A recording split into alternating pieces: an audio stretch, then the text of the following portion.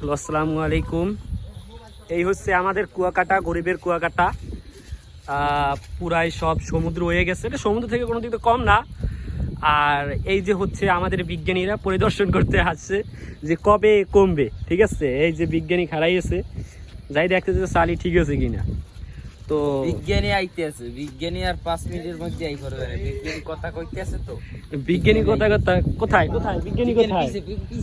এই যে বিজ্ঞানী আসতেছে আমাদের। বিজ্ঞানী স্টার্লিং কোথায়? বিজ্ঞানী স্টার্লিং কোথায়? ইয়ে, তুমি কি জনি সিং এর স্টাইল দিতে আসছো না শাহরুখ খানের, কোনটা? না, জনি সিং এর চেষ্টা নিতেন।